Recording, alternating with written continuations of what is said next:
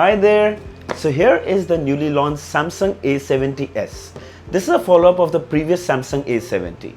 So there are two major changes. The back has a prism design and the rear camera has been bumped up from 32 megapixel to 64 megapixels. Seems interesting, right? So let's quickly unbox the device, have a look at it, and I'll let you know whether you should buy this or not. But before that, subscribe to my channel and press the bell icon so that you don't miss any updates. Let's jump into the unboxing. So here is the retail packaging of the Samsung A70s. On the back of the box, you can see Infinity U display, triple camera, fast charging, octa-core processor, and all details. Let's quickly open the box. So there is a small box here. Let's open this up. So we have some paperwork and a transparent plastic cover, which is great. On top of the box, we see the Samsung A70s. Let's keep it aside. And here we see is a 25 watt fast charger, and it's really big. It connects with the USB-C port. That's amazing. Also included are some earphones, regular ones, and finally USB-C to USB-C charging cable. And right at the bottom is the SIM ejector pin. So finally, let's peel off the plastic on the phone. And that is a huge display. The back of the prism crushed red looks super good. Can you see the prism design? Super great. On the top, you can see a triple camera setup with flash.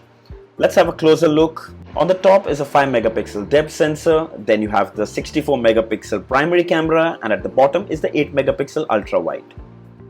On the right hand side, you can see the power Bixby button and the volume rockers. On the left, you have the SIM tray, which can house 2 nano SIM cards and a dedicated micro SD card. At the bottom, you have a 3.5 audio headphone jack, USB-C charging port, speaker and microphone. And in the front is a beautiful 6.7-inch AMOLED display with a resolution of 1080 by 2400 pixels. And on the top is a 32 megapixel front selfie camera.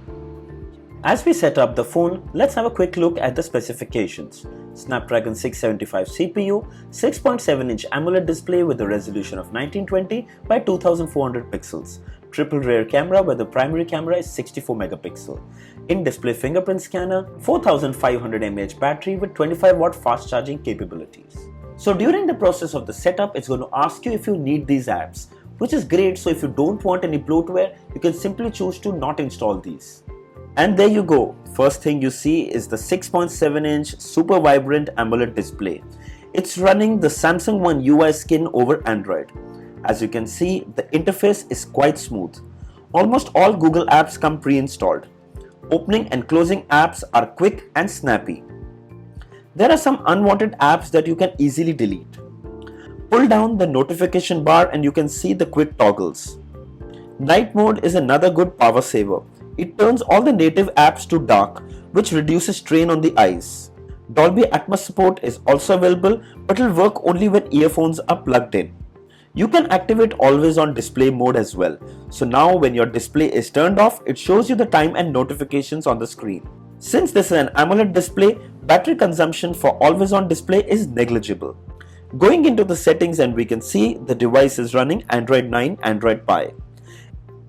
In the display settings, you can change the screen mode to natural colors or vivid, cooler or warmer, as per your preference. The A70s has an in-display fingerprint scanner. Setup is a simple process. Let's test it. So overall it works fine. It's fast, but it's not actually as fast as you would see in a capacitive fingerprint scanner. It works fine, it's responsive, and it's secure. Here's a full HD video playing on YouTube, and man, it looks gorgeous. You can even pinch to zoom to cover the edge-to-edge display. Of course, a certain section might get cut, but it gives you an immersive experience. This is a 6.7-inch AMOLED display. It's designed to enjoy your videos and movies. Here's an audio sample from the speakers, and they don't disappoint. The mids and highs are really sharp. Of course, it's a small speaker, it doesn't get very loud, but it's still good enough. And finally, let's have a look at the camera interface. This is the regular camera, and this is where you switch to an ultra wide. Let's go back. This is live focus. This is for your bokeh blur features. Pro mode, where you can set the ISO, white balance, and lots more. Panorama. And of course, night photography is a plus point of these Samsung phones. Videos can be shot at 4K at 30 FPS. Yes, 4K videos also available. You can even shoot videos with an ultra-wide camera. Amazing. Then there is the super slow-mo, and hyperlapse. Let's move on to the front camera. The front camera is a 32 megapixel shooter. There is also an option for a wide mode that you can choose. Live focus is for that background bokeh blur. And the video mode, you can record videos up to full HD at 30 FPS from your front camera. So here's an important point to mention. Pictures taken by default by the rear camera will be taken at only 16 megapixel. But if you change it in the settings and click 64 megapixels, it will take at 64 megapixel. This is done so that you can save space. Let's have a look at some samples.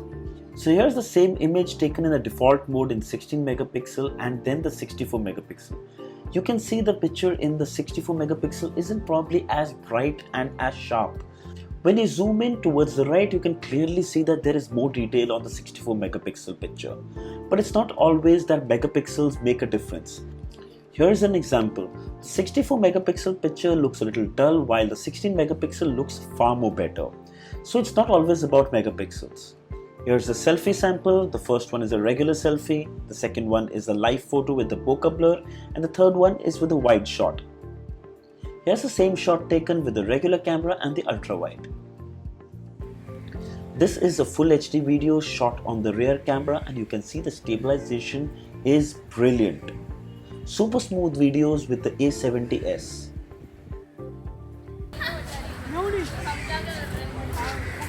So do you think this is shaky? Or do you think this is stable? This is a selfie video. Write down in the comments and let me know if this was stable or not. So in my initial impressions, this device is strictly for Samsung phone fans. I'm not saying it's bad. It's just that I'm not sure if I can justify its price. There are two variants of the A70s, 6GB RAM and 8GB RAM, both with 128GB internal storage. The 6GB is priced at 28,999 and the 8GB for 30,999. Now paying that for a Snapdragon 675 might seem too much, especially when there are other phones selling for half the price. But you aren't just paying for that. It's a 64 megapixel camera, 25 watt fast charging, and above all the Samsung experience and service. The camera, however, is extremely impressive. Frankly, the megapixels don't excite me. It's the end result. The image processing has always been its biggest strength. It's a brilliant phone, but maybe I'm not totally convinced with the price. A true Samsung fan would probably not think so much. It's a good mid-ranger phone, but if Samsung is your preference, I would say check out the M30s. 128GB storage with 6GB RAM is priced around 16,999. It is half the price. It has a 6.4-inch AMOLED display, Exynos processor, triple camera setup with a 48 megapixel rear camera. The only major difference is the fingerprint scanner is on the back, and to tell you the truth, it's a lot faster than the in-display one. I've made a video on that. You can click the card here to see it. I'll leave the links of both the devices in the description. If you like to buy one, do check it out. So I hope you already liked this video. Don't forget to hit that like button. Don't forget to subscribe if you haven't. See you soon. Cheers.